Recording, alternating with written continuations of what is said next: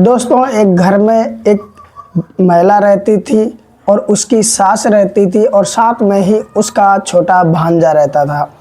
भांजा दोस्तों अपने मामी के ही घर पर रहकर पढ़ा करता था और मामा जो होते हैं उसके वो चले जाते हैं बाहर कमाने के लिए। और कमाने के बाद में दोस्तों उस घर में 3 ही लोग रहते थे, मामी, भांजा और मामी की सास। समय दोस्तों धीरे धीरे बीतने लगता है और एक दिन ऐसा होता है कि तेज़ बारिश हो रही होती है और बारिश के साथ साथ में जैसे ही रात होती है, शाम का खाना खा करके ये लोग सो जाते हैं। सोने के बाद में रात में जब उस मामी की सास की आंख खुलती है, क्योंकि उसके कानों में कुछ अजीबोगरीब आवाज़ जा रही थी, वो जब उठती है तो वो समझ जाती है कि आवाज़ें ये किस तरह की हैं। और उसके बाद में वो फिर अपनी बहू के कमरे की तरफ जाती है तो वो कुछ ऐसा देखती है कि उसके पैरों तले की ज़मीन निकल जाती है। और आज की कहानी सुनकर दोस्तों आप लोगों को भी समझ में आएगा कि कुछ रिश्ते इतने पवित्र होते हैं जिसको अपने मतलब के लिए दोस्तों वो कुछ ऐसा बना देती हैं, जब लोगों को पता चलता है तो उन्हें अपने कानों पे यकीन नहीं होता है। नमस्कार दोस्तों, मेरा नाम मुरली। चलते आज की कहानी की तरफ। दोस्तों ये कहानी झारखंड की है और झारखंड में एक घर होता है, परिवार होता है, उसमें पति पत्नी होते हैं और उसकी एक माता पिता होते हैं, यानी कि पति पत्नी और सास ससुर होते हैं। दोस्तों जो कि पति का नाम होता है छोटे लाल और जो उसकी पत्नी होती है उसका नाम संध्या होता है। छोटे लाल के माता पिता होते हैं। छोटे लाल भी घर में खेती पाती करता था, जो उनके पिताजी होते हैं वो छोटा मोटा काम करते थे और जो बहू और सास बची वो घर पे ही रह कर के घर का काम किया करते थे।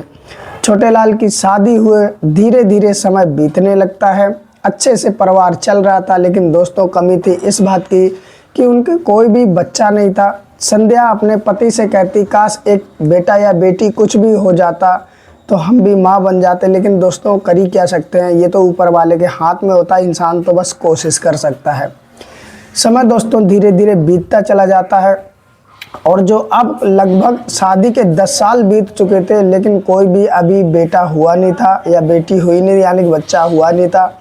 संध्या की उम्र लगभग 32 साल के आसपास हो चुकी थी और जो छोटे लाल थे उनकी उम्र लगभग 38 साल के आसपास हो चुकी थी।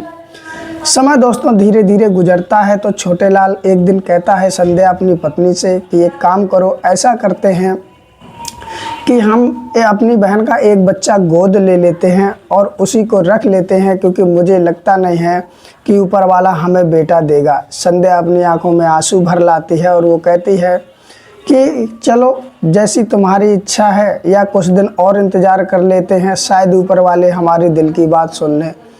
दोस्तों समय धीरे धीरे गुजरता है कि होता ऐसा है कि छोटे लाल के जो पिताजी होते वो बीमार पड़ जाते और बीमारी के चलते उनकी मृत्यु हो जाती है। जब मृत्यु हो जाती है तो सारी घर की जिम्मेदारी जो होती है वो छोटे लाल पे आ जाती है। और जो छोटे लाल होते हैं अब खेती पाती में दोस्तों इतना कमा नहीं पाते, इतना पैसा बचता नहीं है जो घर का खर्चा सही से चल जाए, क्योंकि खेती पाती करने वाला ही जानता होगा कभी कभी तो घाटा नुकसान भी हो जाता है बचने की जगह। अब दोस्तों छोटे लाल जो होते हैं वो सोचते हैं घर में कोई और है ही नहीं मेरे अलावा, तो छोटे लाल एक फ़ैसला लेते हैं, अपनी पत्नी संध्या के पास में जाते और कहते हैं कि मैं बाहर जा कर के कमाता हूँ और घर का खर्चे के लिए पैसे भेजा करूँगा, तुम लोग घर पे रह लेना। तो संध्या जो होती है वो मान जाती है, वो कहती है हाँ घर का खर्चा सही से चल नहीं पा रहा है। अब छोटे लाल कहते हैं मैं तो चला जाऊँगा, मुंबई मेरा दोस्त काम करता है, उससे मैंने बात की है, वही मेरा काम लगवा देगा, लेकिन घर पे भी तो कोई इंसान होना ज़रूरी है। तो वो कहता है कि मैं अपने भांजे यानी बहन का जो बड़ा लड़का है उसको यहीं पर छोड़ देता हूँ और उसके बाद में तुम साथ में सब लोग रहना, वो तुम्हारा ख्याल भी रखेगा और यहाँ पर देख रेख भी करेगा। और मेरी बहन का घर भी ज़्यादा दूर नहीं है, बस 5 किलोमीटर दूर है। तो संध्या जो होती है कहती ठीक है बुला लो भांजे को। दोस्तों अगले ही दिन जो छोटे लाल होते हैं वो तैयार होते हैं, चाय नाश्ता करके सुबह निकलते हैं, अपनी साइकिल लेकर के अपनी बहन के यहाँ पहुँचते हैं। बहन जो होती है जब अपने भाई देखती है खुशी खुशी उसके गले लग जाती है, उसको हाथ पकड़ के अंदर ले जाती है, क्योंकि बहन भाई का रिश्ता ही ऐसा होता है। उसके बाद में उसको चाय नाश्ता वहाँ कराया जाता है। फिर उसकी बहन जो होती है वो घर के सब राजी खुशी पूछती है और पूछने के बाद में फिर छोटे लाल से पूछती कैसे भैया आना हुआ। तो छोटे लाल जो होता है वो बताता है कि पहले पापा जी काम करते थे, मैं खेतों में काम कर लेता था, घर का गुजारा चलता रहता था, लेकिन अब जो है पापा जी ख़त्म हो गए तो घर का गुजारा भी खेतों से नहीं चल पा रहा है। तो मैं इसलिए आया हूँ कि मैं बाहर मुंबई जा कर के काम कर लूँगा और घर पे जो मम्मी है और मेरी पत्नी संध्या बनी रहेगी। तो मैं चाहता हूँ कि जो तुम्हारा बड़ा बेटा है, यानी कि उसका नाम उसी के भांजे का नाम राहुल होता है बड़े वाले का, उसकी एज लगभग 16-17 साल के आसपास थी। तो वो कहता है उसे तुम भेज दो, वो घर पर ही रह लेगा और कॉलेज जो है उसका स्कूल है वो बीच में ही पड़ता है, चाहे वो अपने घर से जाए या अपने मामा के यहाँ से जाए, लगभग 2.5 किलोमीटर के आसपास ही पड़ता है, तो वो वहाँ से पढ़ लेगा। तो उसकी जो बहन होती है वो राज़ी हो जाती है, क्योंकि वो भी जानती है अपने भैया की मजबूरी की, अब उसके पिताजी नहीं रहे हैं, इसलिए सारा जो घर का बोझ है वो भाई के कंधों पर है, इसलिए वो कह देती है कि ठीक है। फिर वो राहुल को बुलाती है, राहुल से कहती है आज से तुम्हें मामा के यहाँ रहना है, मामा बाहर काम करने चले जाएंगे, वहीं रहकर तुम पढ़ना और अपनी नानी का और अपनी मामी का ख्याल रखना। राहुल जो होता है वो भी मान जाता है, वो कहता है ठीक है। उसके बाद में दोस्तों वो अपना एक बैग होता है उसे तैयार करता है, यानी कि कपड़े वगैरह रख लेता है, जो कॉपी किताबें होती है उसे रख लेता है और अपने मामा के साथ में अपने नानी के घर पहुंच जाता है। पहुंचने के बाद में जो छोटे लाल होते हैं वो अपने दोस्त से बात करते हैं मुंबई में कि मेरे लिए नौकरी देख लेना, मैं निकल रहा हूं कल। और अगले ही दिन छोटे लाल को उसका भांजा साइकिल लेकर के रेलवे स्टेशन तक जाता है, छोड़ आता है। अब दोस्तों छोड़ करके वो घर पे आ जाता है। छोटे लाल जो होते हैं वो मुंबई पहुंच जाते हैं, वहाँ पर काम करने लगते हैं। इधर दोस्तों वो भांजा राहुल और उसकी मामी संध्या और उसकी नानी, ये तीनों घर पे ही रहने लगते हैं। दोस्तों संध्या को एक बहुत ज़्यादा दिक्कत ये थी कि उसका पति जो छोटे लाल होता है वो फ़ोन में गलत वाली वीडियो चलाता था, अपनी पत्नी संध्या भी दिखाता और खुद भी देखा करता था, यानी कि जो राहुल के मामा मामी थे ये दोनों ही इस तरह की फिल्में देखा करते थे। अब दोस्तों मामा तो उसका छोटे लाल मुंबई चला गया, लेकिन संध्या के पास में एक एंड्रॉयड फ़ोन होता है, वो अपने कमरे में शाम को चली जाती, उसके बाद में वही फिल्में देखा करती। अब दोस्तों आप सोच के देखिए, जिसका पति दूर है और वो इस तरह की फिल्में देख रहे हैं तो कहीं ना कहीं उसकी उत्तेजना भी बढ़ती, लेकिन वो अपना मन मार के रह जाती। समय दोस्तों धीरे धीरे गुजरने लगता है। राहुल जो होता है अपना स्कूल जाया करता था और स्कूल जाने के बाद में आता था, खाता पीता था, जो घर का काम होता था वो किया करता था। दोस्तों धीरे धीरे समय गुजरने लगता है। एक दिन राहुल सुबह जब नहा के निकलता है तो जो संध्या उसकी मामी होती है उसकी नज़र जब राहुल के शरीर पर पड़ती है तो वो देखती है कि राहुल तो अच्छा खासा हट्टा कट्टा नौजवान हो चुका है, लेकिन वो मन में कुछ सोचती है और रह जाती है। राहुल से कुछ भी नहीं कहती, बस इतना ही कहती, राहुल क्या तुम जिम जाते हो, तुम्हारा शरीर तो बहुत अच्छा है। तो राहुल हंसते हुए बोलता नहीं मामी मैं जिम नहीं जाता हूँ, दरअसल मैं अपने दोस्तों के साथ में गांव में दौड़ वगैरह लगाया करता था, थोड़ी कसरत कर लिया करता था, इसीलिए ये थोड़ा शरीर अच्छा लगने लगा है। इस तरह की बात करके वो चला जाता, क्योंकि राहुल के मन में कोई पाप नहीं था, कोई खोट नहीं था। लेकिन दोस्तों अब इधर संध्या के मन में, यानी कि उसकी मामी के मन में पाप उत्पन्न हो चुका था। कहीं ना कहीं दोस्तों वो जब शाम होती वो उसी तरह की फिल्में देखा करती थी और उसके बारे में अपने ही ख्वाब में अपने भांजे के साथ में पता नहीं क्या क्या सोचती थी। समय दोस्तों धीरे धीरे गुजरने लगता है। एक दिन उससे जब रहा नहीं जाता है तो रात का समय होता है, वो अपने भांजे के कमरे में जाती है। भांजा उसका सो रहा होता है और उसके शरीर पर हाथ फेरने लगती है। थोड़ी देर बाद उसका भांजे जब लगता है कि मेरे शरीर में कुछ हलचल हो रही है तो उसके बाद वो एकदम उठता है, बैठ जाता, देखता पास में मामी है तो वो बोलता मामी अरे तुम इतनी रात को मेरे कमरे में कैसे।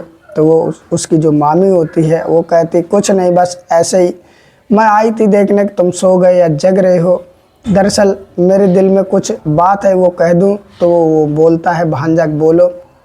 उसकी मामी कहती है तुम मुझे बहुत अच्छे लगते हो और तुम्हारे जो मामा हैं वो तो दूर हैं, क्यों ना जो तुम्हारे और हमारे दिल में है वो बात हो जाए। तो उसका भांजा यानी कि राहुल कहता मैं समझा नहीं। तो उसकी मामी कहती है कि देखो मैं तुम्हारे सामने हूँ, घर में कोई है भी नहीं और तुम भी जवान हो, क्या तुम्हारे दिल में कुछ करने का मन नहीं करता है। दोस्तों राहुल जो होता है वो समझ जाता है और सीधे अपनी मामी से कहते हैं, मामी तुम्हें शर्म आनी चाहिए कि आखिरकार हमारा तुम्हारा रिश्ता क्या है, और तुम्हें ये भी भूल गई कि मैं तुम्हारा भांजा हूँ, तुम अपने कमरे में चले जाओ। और इस तरह जब वो चिल्लाता है तो उसकी जो मामी होती है वो चली जाती है। दोस्तों 2-4 ही दिन गुजरते हैं कि मौसम बहुत ज़्यादा बिगड़ जाता है, और बिगड़ने के बाद में होता ऐसा है कि दोस्तों बारिश होने लगती है और शाम को सभी खाना खा के अपने अपने कमरे में सो जाते हैं। जो नानी होती है राहुल की वो बाहर बारामदा होता है वहाँ सो जाती हैं, और जो मामी होती है वो अपने कमरे में सो जाती है, और बराबर में ही दूसरा कमरा होता है उसमें राहुल को दे दिया जाता है रहने के लिए, उसी में राहुल रहने लगता है।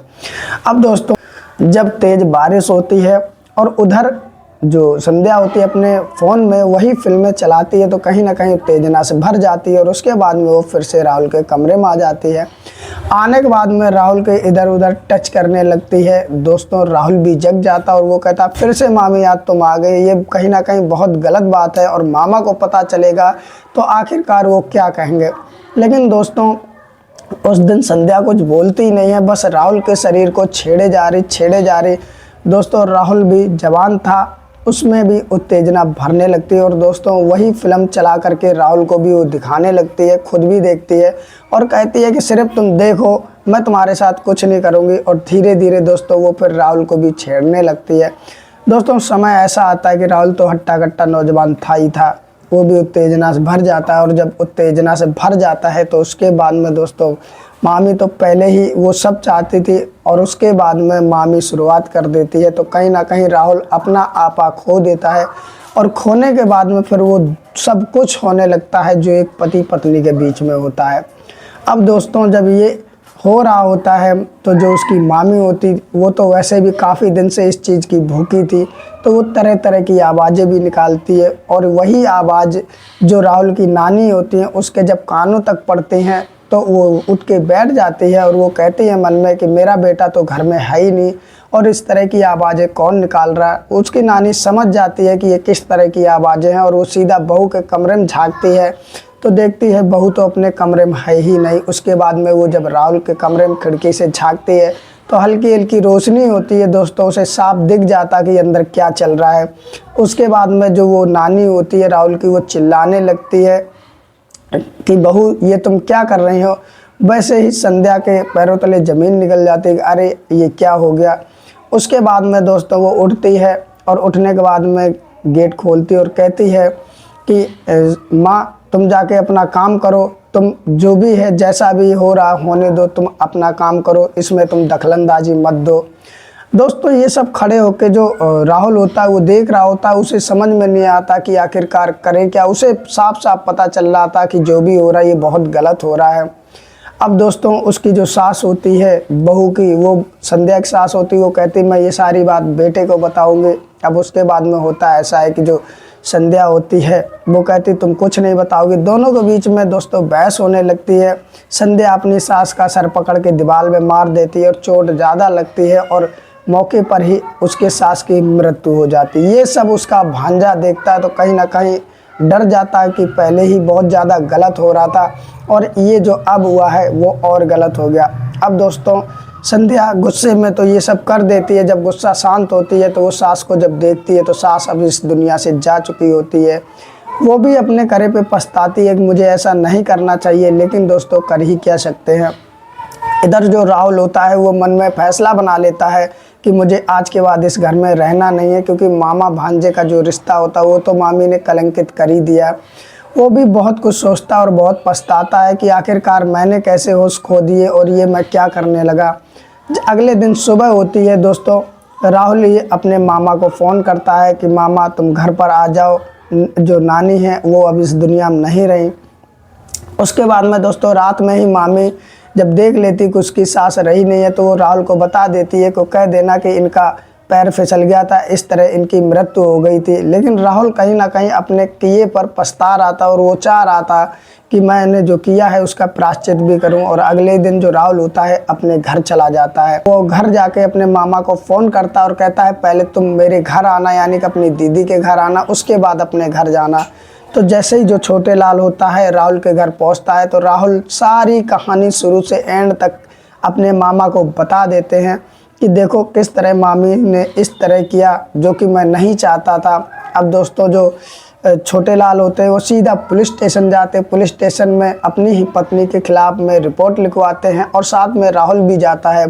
राहुल जो होता है वो सारा कुछ पुलिस वालों को बता देता है। उसके बाद में छोटे लाल घर आते हैं, पुलिस वाले भी साथ में आते हैं और जो उसकी माँ थी छोटे लाल की, उसका जो पंचनामा करके जो बॉडी होती पोस्टमार्टम के लिए भेज दी जाती है। और पुलिस वाले जो होते हैं वो संध्या से पूछते हैं कि आखिरकार ये सब कैसे हुआ। तो संध्या कहती है उसका पैर फिसल गया। उसके बाद में थोड़ी देर में राहुल बोलने लगता, नहीं नहीं मेरी नानी को इन्हीं ने मारा है। दोस्तों राहुल पहले ही सब कुछ बता चुका होता है, इसलिए संध्या ज़्यादा झूठ बोल नहीं पाती और फिर संध्या भी अपना गुनाह कबूल कर लेती है कि हाँ मेरे से ही गलती में गुस्से में ये सब हो गया। दोस्तों और भी गांव मोहल्ले वाले जुड़ जाते हैं, वो समझाते हैं कि संध्या तुमने कहीं ना कहीं मामा भांजी के रिश्ते को तो शर्मसार कर ही दिया और साथ में अपनी सास को भी हत्या तुमने कर दी। तो दोस्तों जो संध्या होती है उसे पुलिस ले जाती है और उसके बाद में उसको तो जेल हो जाती है। लेकिन दोस्तों सोचने वाली बात यह है, कहीं ना कहीं अपने स्वार्थ के लिए आदमी इतना नीचे गिर जाता है कि वो कुछ भी करने को तैयार हो जाता है। और कहीं ना कहीं संध्या की गलती ये थी कि जब उसका पति था नहीं तो उसे इस तरह की फिल्में देखनी ही नहीं चाहिए थी। दरअसल संध्या को तो इस चीज़ की लत लग चुकी थी। और दोस्तों जब उत्तेजना बढ़ती है तो फिर इंसान ये नहीं देखता है कि रिश्ते में उसके वो कौन लग रहा, बस वो सिर्फ अपनी ही मन की इच्छा पूरी करना चाहता है, यही संध्या चाह रही थी। और इसमें राहुल बिल्कुल भी करने का राजी नहीं था, लेकिन संध्या नहीं मानती है तो वो जोश जोश में अपने भी होश खो बैठता है और दोस्तों ये सब हो जाता है। तो दोस्तों आज की रही ये कहानी सुनाने का मतलब किसी की भावनाओं को ठेस पहुंचाना नहीं, बस आप लोगों को जागरूक करना है कि आज के ज़माने में भी कुछ महिलाएं ऐसी हैं जो इस तरह के काम करने से बाज नहीं आते और कुछ पुरुष भी ऐसे हैं जो इस तरह काम करने से बाज नहीं आते, ना ही अपना घर द्वार देखते ना ही रिश्ता देखते। तो फिलहाल इस कहानी को लेकर जो भी आपका कहना हो दोस्तों नीचे कमेंट बॉक्स में ज़रूर लिखें। और दोस्तों अगर ये कहानी अच्छी लगी है तो मेरी मेहनत के लिए एक लाइक भी कर दें। और दोस्तों इस तरह कहानी सुननी है तो चैनल को सब्सक्राइब कर लें और ज़्यादा से ज़्यादा शेयर करें जिससे और लोग भी जागरूक हो सके। दोस्तों अगर ये कहानी आप फेसबुक पेज पर सुन रहे हो तो लाइक करके फॉलो कर देना। और दोस्तों चलते चलते यही कहना है कि दोस्तों अपना ख्याल रखें, अपनों का ख्याल रखें। फिर मिलते किसी और कहानी में, तब तक के लिए नमस्कार।